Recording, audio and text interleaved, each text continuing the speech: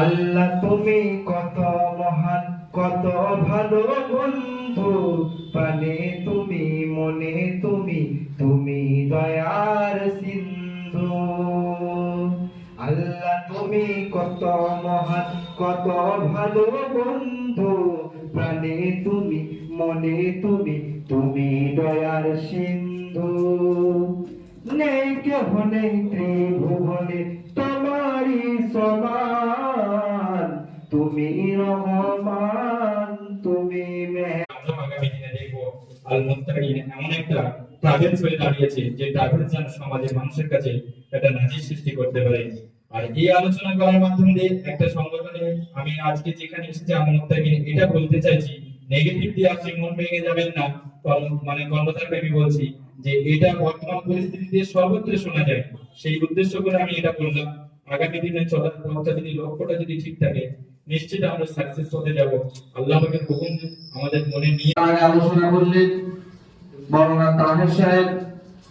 আমার অত্যন্ত ভালো মানুষ, কাছের মানুষ। তার আগে আলোচনা করলেন, নাট করে আপনাদেরকে শোনালেন পুরা সিদ্দিকী আজিয়া ইন্টারন্যাশনাল মাদ্রাসার শিক্ষক হযরত মাওলানা আসাদুল্লাহ গালিব সাহেব। তার আগে ট্রাভেলসের একজন ভাই, তিনি আপনাদেরকে ট্রাভেলস সম্পর্কে বিভিন্ন আলোচনা শুনিয়েছেন। তো আজকে আমাকে এখানে সভাপতি করা হয়েছে। সভাপতির ভাষণ সবার শেষেই হয়, তবে একজন আমাদের অতিথি আসছেন, আর তিনি এসেই গেছেন, রিসার্ভ পার হয়ে গেছেন। কলকাতা হাইকোর্টের একজন অ্যাডভোকেট কাজী মিরাজ হোসেন সাহেব, তিনি এক্ষুনি আমাদের মাঝে উপস্থিত হবেন। আপনারা একটা এত সুন্দর অনুষ্ঠানে এসেছেন, যার আজ শুভ উদ্বোধন আল মুত্তাকিন ইন্টারন্যাশনাল ট্রাভেলস। আপনারা সকলেই অবগত আছেন, বিভিন্ন বক্তারা বলে গেছেন এই সম্পর্কে, যে উমরা এবং হজের জন্য আরামবাগ শহরে এই সুন্দর ট্রাভেলসের উদ্বোধন হলো। সকলে এই ট্রাভেলসের পাশে থাকবেন, সাথে থাকবেন।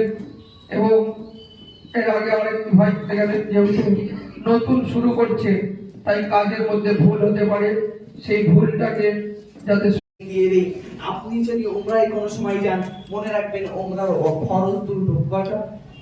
জোরে বলেন, দুটো কথা বলতে। কয়টা ফরজ? দুটো। ওয়াজিব দুটো। কয়টা? দুটো।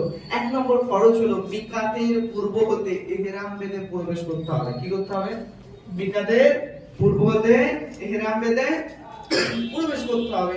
আর দ্বিতীয় নম্বর ফরজ হলো